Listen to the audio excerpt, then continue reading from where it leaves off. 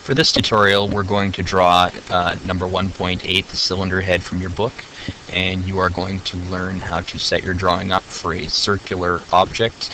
You're going to learn how to use the circle tool, and we're going to quickly review the offset tool.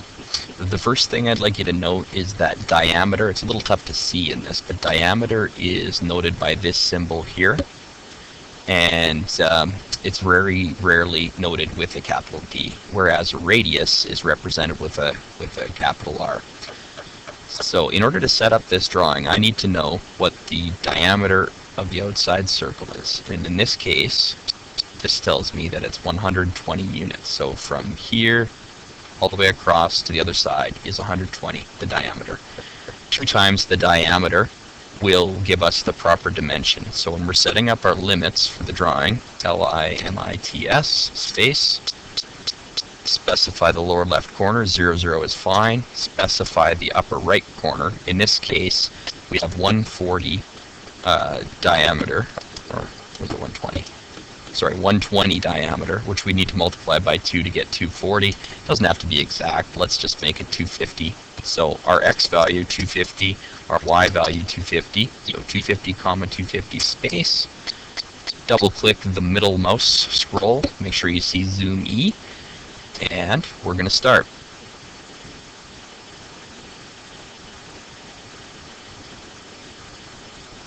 I'm going to select the blue construction layer, and I'll just get rid of everything I had before, in order to start this drawing. For rectangular objects, I've recommended starting with a big L. With anything that's circular, I want you to start with a big plus sign. So I'm going to take the construction line tool, and I'm going to go roughly to the middle of my screen, and click at the top, click at the bottom, escape, and then I'm going to do the same thing horizontally.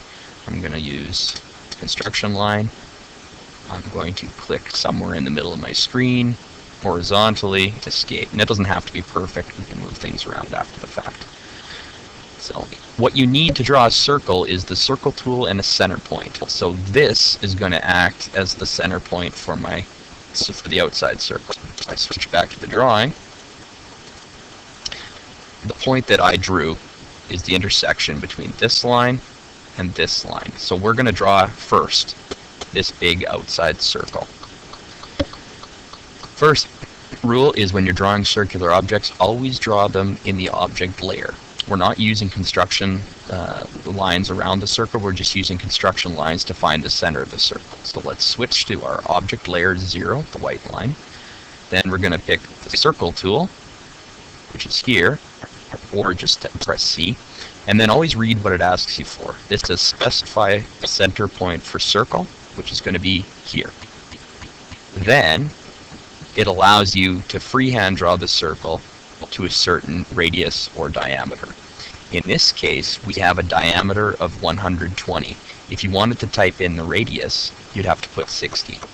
Down here in our command bar, it says specify radius of circle or diameter, and the diameter is inside square brackets.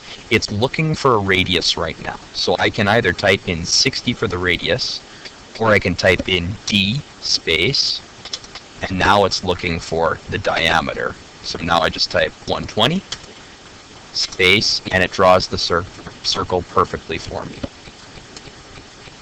Now we need to draw these inside circles, and in order to do that, we need to find the centers for those. So far, the only 2 lines we have are this one through the middle and this one through the middle horizontally. But they tell us that these 2 lines are 30 from the center. So what we're going to do is we're going to offset this center construction line 30 to the right and 30 to the left, which should give us the center points for these 2 slightly smaller circles.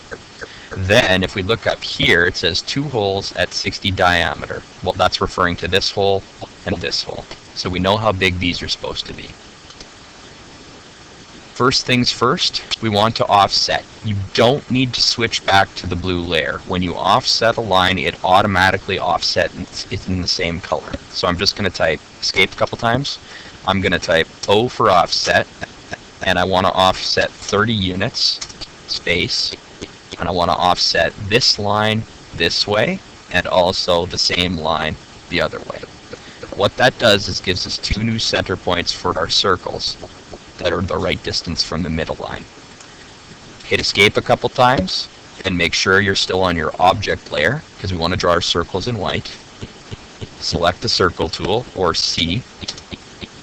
Select the center point, and then again it's going to ask you for the radius or the diameter. We were given a diameter, so let's just type D space, and the diameter that we were given was 60 units, so we'll type 60. Then you can go do the exact same thing on the other side. C for circle, select the middle of the circle, then type D for diameter, 60 units, and we've drawn both of these circles. The only circles left are these two smaller ones, and the same process will occur.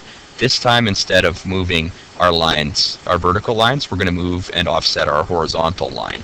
So this horizontal line through the middle needs to go up 40 and down 40 to give us the center points for these two small circles. It also gives us the diameter of the two small holes, and that is 20. So we're going to hit escape a couple times, O for offset, space. We want to offset, already forgotten, 40 units? 40 units. So 40 space from this center line up and from this center line down. That gives us the two center points for those last two small circles. Go to C space for the circle tool. This is the center point, and the diameter, D space, for those two circles is 20.